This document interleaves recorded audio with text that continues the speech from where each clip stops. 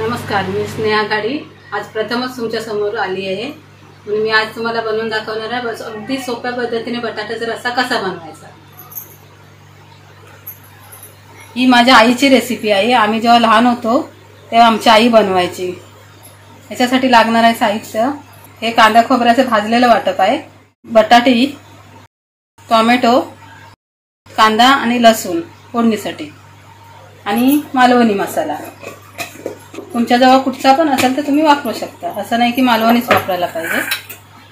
आता हे वाटप मी मिक्सरला लावून घेते. त्याच्यामध्ये तुमच्या तिखटानुसार तुम्ही मसाला टाकू शकता.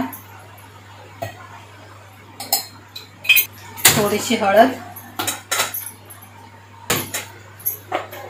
आणि आता हे आपण मिक्सरला वाटून घ्यायचं आहे. अशा प्रकारे हे वाटून घ्यायचं आहे. मी बाजूला ठेवते आणि बटाटे चिरून घेते. मी बटाटे अशी सालीसकटच चिरून घ्यायची. अशा सालीला चुकून तुम्हाला जशा पाहिजे असतील तशा फोड्या करून घ्यायच्या. एक बटाटी असली तरी पण तुम्ही करू शकता. आमटीला काय नसेल तर काय बनवायचं, तर अगदी सोप्या पद्धतीची ही बटाट्याचा रस्सा आहे. आता मी धुवून घेते, पाण्यात ठेवून देते कारण ते काळे पडू नयेत म्हणून. आता मी फोडणीची तयारी करते. आता फोडणीसाठी थोडंसं तेल टाकते. आता मी लसूण टाकली आहे फोडणीसाठी.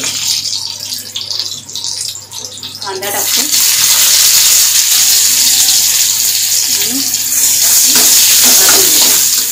आणि मी टोमॅटो टाकते. टोमॅटो चांगला परतून घ्यायचा. त्यावेळी काही टोमॅटो वगैरे नसायचे. आमच्या आई नुसती कांद्याची फोडणी देऊन असं बटाट्याचा रस्सा बनवायचे. आता मी बटाटे फोडणीला देते.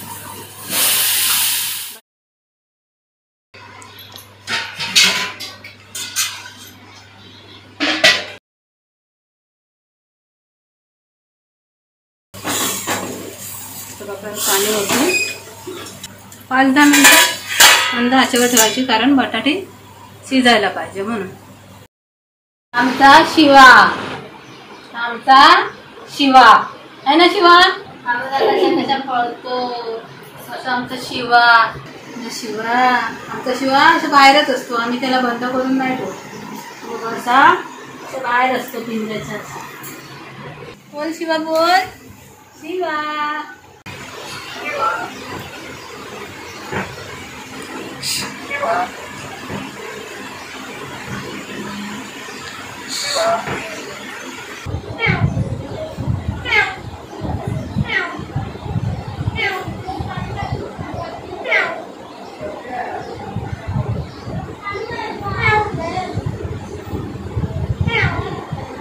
शिवा इकडे ये.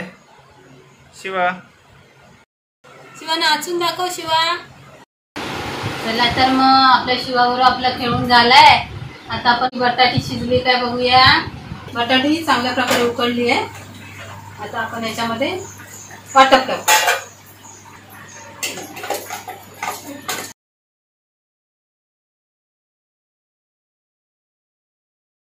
तुम्हाला जसं पातळ पाहिजे असेल, जेवढा पातळ किंवा घट्ट त्याप्रमाणे तुम्ही पाणी टाकू शकता. चवीनुसार मीठ टाकायचं. ही रेसिपी अशी आहे ना की तुम्ही पटकन बनवू शकता. कोथिंबीर तुम्ही वरती चिरून टाकू शकता.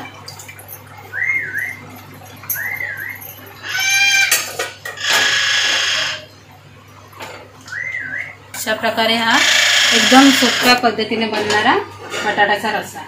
अशा प्रकारे हा रस्सा तुम्ही भाताबरोबर, गरम गरम भाताबरोबर नाहीतर चपाती भाकरी बरोबर पण खाऊ शकता. आम्हाला तर हा रस्सा भरपूर आवडतो कारण आम्ही हे लहानपणापासूनच खात आलोय. माझ्या मुलाला पण आता हे आवडायला लागलंय म्हणून मला ते अधूनमधून बनवावंच लागतं. अशा प्रकारे हा मस्त बटाट्याचा रस्सा तयार आहे. वास पण एकदम मस्त येतोय. तुम्हाला जर आवडला तर तुम्ही कमेंट्समध्ये नक्की कळवा की कशी वाटली ही रेसिपी तुम्हाला. आणि नक्की ट्राय करून बघा अगदी सोप्या पद्धतीत बटाट्याचा रस्सा कसा बनवायचा.